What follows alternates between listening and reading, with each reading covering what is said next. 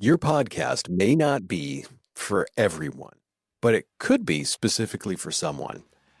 And the person that just totally embodies that is this week's guest. Nick Comstock of Nick Speaks is my guest this week. And this is a pretty powerful episode. You're going to want to stay tuned.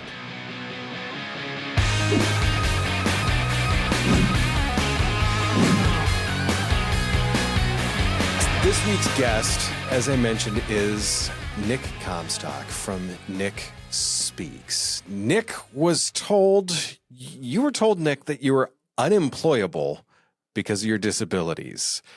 Was it that moment where you said, I'm going to do a podcast? No, it actually wasn't. It was, and thanks for having me too. I really appreciate it, Josh.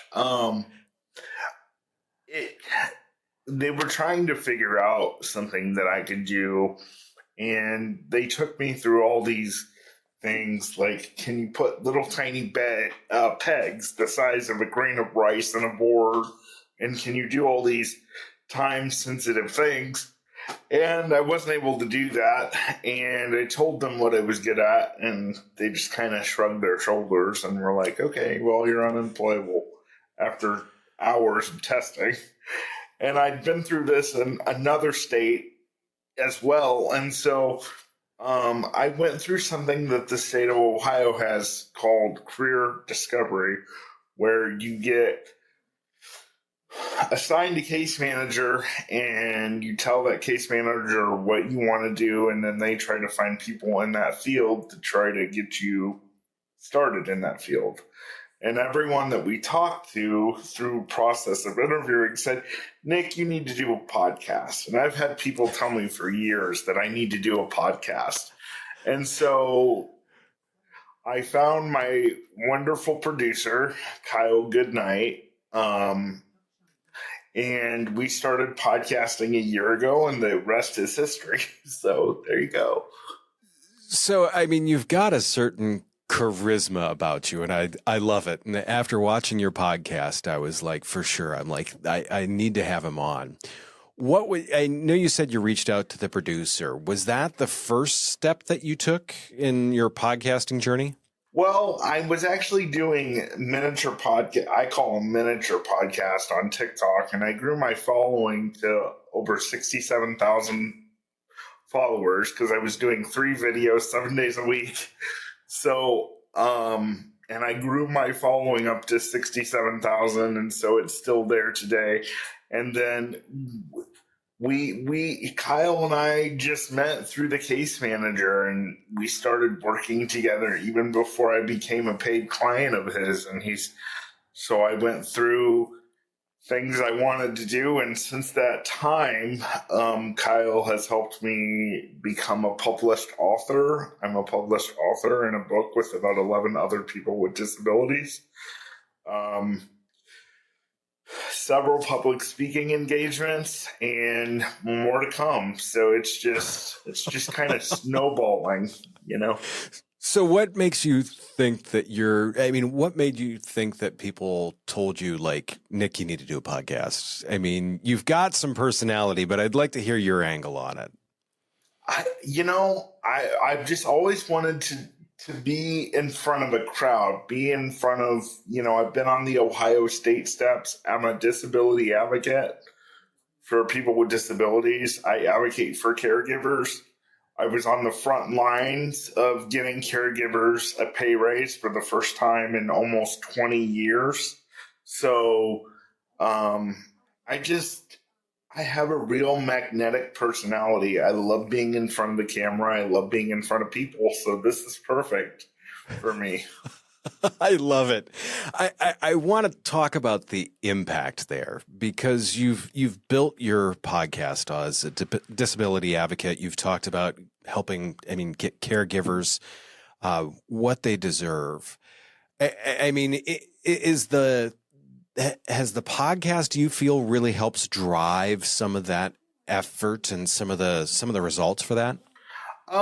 Yeah, when you get people in high power from the state of Ohio saying, I listen to your podcast, you're kind of like, oh, I guess I better be careful. But maybe I'm initiating change, which is what I hope. My goal for the podcast is to bring people with disabilities from the back of the class to the front of the class. And I think I'm doing that with the interviews that I have and the monologues. So it's a lot of fun. I love that. And it's anytime you can do it, you can move causes like that forward. It's really a good thing. I want to talk about, like, you started with TikTok and your 67,000 followers on TikTok. You've managed to bring a lot of those over into the podcasting world. How are you able to bring those people over? I just think it's sort of organically. I mean, people on TikTok were telling me way before I got involved with Kyle, Nick, you need to do a podcast. And so now that I am, people just reach out to me every week and say, I'm listening. I just went down to West Virginia for a funeral for a family member, and people were coming up to me there saying, hey, we listen to your podcast every week. And I'm going, oh my gosh, people are really listening. And plus I'm like, I better not curse too much. These are church people. So, but yeah, it's just, it's organically. I'm almost at 700 subscribers on YouTube. And, before I started the podcast, I was at 400, and now it's been a little over a year, and now we're almost at 700. So, wow. So you've added 300 in a year. That's impressive. I mean, we've got a lot of podcasts that don't get to that point. A question that I've got too is, like, has the podcast opened up opportunities? I know you said you've spoken like on the Ohio State steps. Has there been other opportunities that's opened up for you? Well, yeah, I believe so. I mean, I'm getting ready to, just in my public speaking alone, I'm getting ready to do a speaking engagement for one of the largest home health care companies in the state of Ohio in October. And I believe that's because they saw me speak at another event, and then, they're watching the podcast. And then also, next year, I'm going to be a major part in planning Disability Awareness Day at the State House. So I believe that my podcast and my influence and my TikTok has definitely opened up those doors. And the book opportunity happened in December, and that book's been out since April of this year.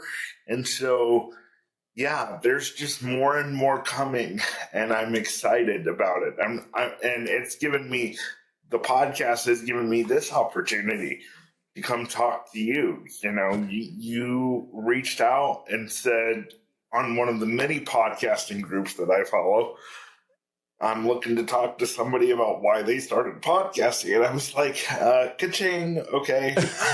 So, yeah. Anyone that has a podcast has made mistakes in their podcast. Is there a mistake that you think you've made in your podcast that you can recall, and what did you learn from it?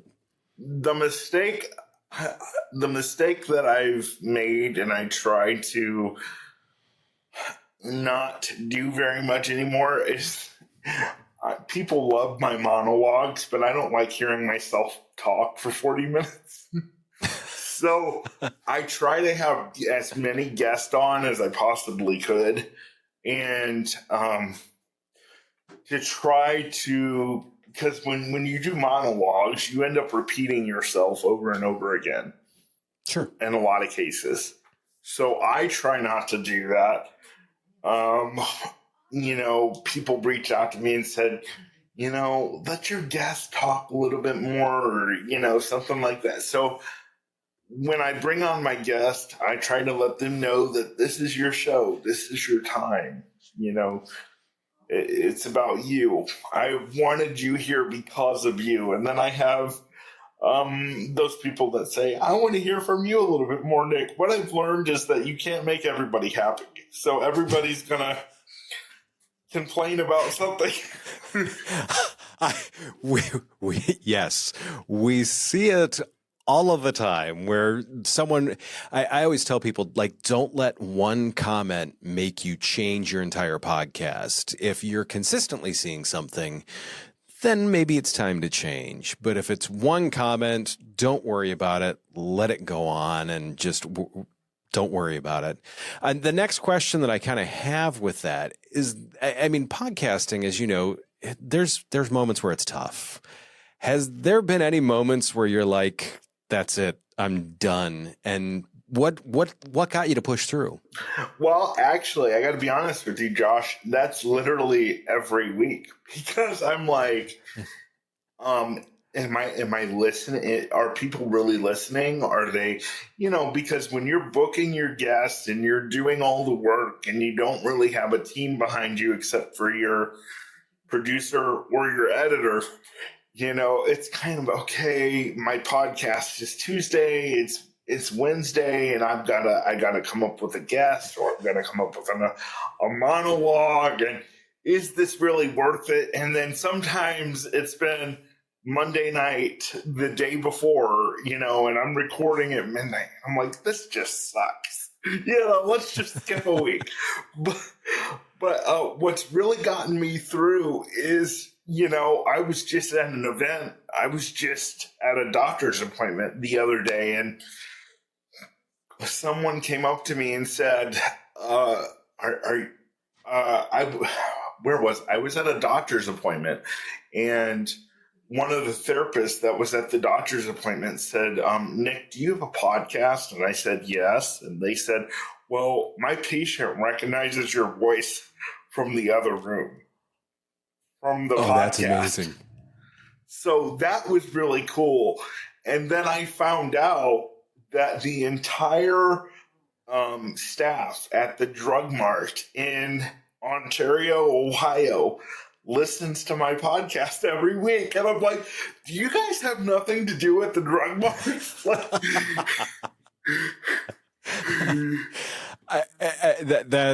That's amazing, and I love to hear that. As you look forward, you talked about doing some of the monologue episodes, some of the guest episode.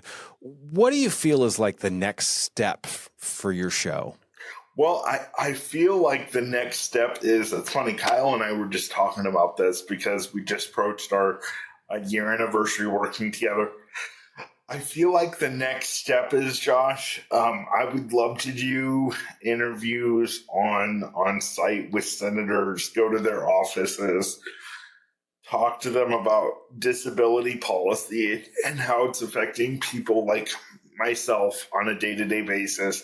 My tagline is speak up and speak out and speak loud about the issues that matter to the disabled the most. And I think we do plenty of that, but we don't bring any solution to the table. So that's my next goal for the next few shows is, how can we bring solutions to change this? And can we go on site and talk to some senators and talk to some congressmen? Because if we don't bring it right into their faces, they're not going to do anything about it. Sure. It's one of those problems that if you don't see it all the time, it's easy to ignore, unfortunately. That being said, I've got our question that I always like to ask people to kind of wrap things up and put a bow on it. If you could give one piece of advice to a podcaster who's on the fence about starting the podcast or like the effectiveness of a podcast, what piece of advice would you give them? Well, listen, everybody these days has a podcast, but not everybody has your voice, has your experience. So if you're saying, I want to start a podcast on mental health, but there's already 10,000 podcasts out there about mental health. Yes, but your podcast isn't out there. Your voice isn't out there. So take that leap, start that podcast, you're always going to have the naysayers. So just tell them to shut the bleep up. Okay, I wasn't given permission to cuss, so I'm not going to. And just start the podcast, because you're going to regret it if you don't. And life has enough regret already. Don't let this be one of them. Wow. That to me is an amazingly strong statement that seems to apply not just to podcasting, but to just so many other areas of life. Nick, I really appreciate you spending the time with me today. This is, for me, this has been awesome. It's been inspirational, and I am looking forward to seeing what you're going to do next. Thanks, Josh. I appreciate it.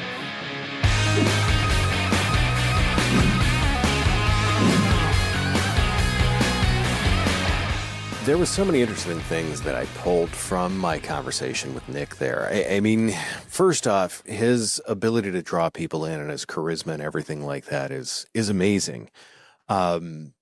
He also does a great job of showing that you don't need to look or sound a certain way to get a great audience. Nick is very much Nick, and he's just a wonderful, lovable guy, and what he's doing is amazing. To me, that it just speaks volumes about like what podcasting can do. He's working on talking with senators. He's working on talking with congresspeople. I mean, this podcast has the ability to help him change lives. And to me, seeing that is just, I mean, it's amazing. It truly is amazing. This to me shows the impact that podcasting can have. That's not just a marketing ploy. That's not just a marketing piece. That's just the impact. The theme that I've noticed once again, and this is going to go back to our first episode, is that you're doing this out of a giving place. He is doing this. Yes, he receives help from this. He enjoys this. He's doing this to help others. I mean, a huge part of what he's done is talking to get caregivers better help. It's talking to get caregivers better assistance. To me, I mean, just everything about that just shows the good that can happen with a podcast. And once again, it's besides just the marketing piece of it. It's the story piece of it. It's the help piece of it. And it's that awareness piece. The fact that he gets recognized in Drug Mart right around where he lives.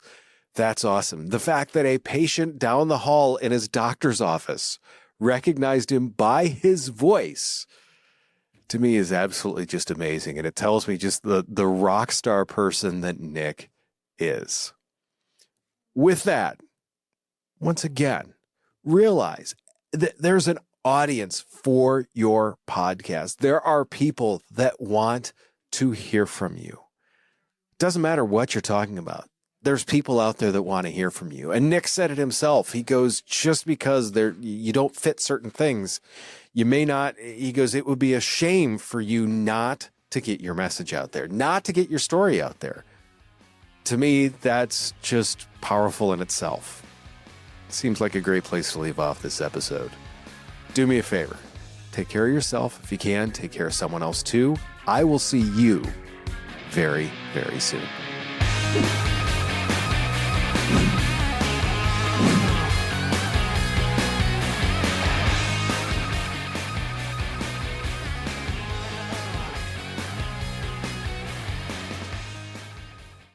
Creating engaging content can feel overwhelming, but it doesn't have to be. That's why I'm excited to share our Stomping Podcasting newsletter.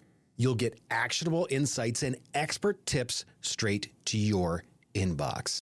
These are to help you maximize your video marketing and podcasting return on investment. Head over to the show notes and click the link to subscribe to our free newsletter. Don't miss out on this opportunity to become a video marketing and podcasting pro.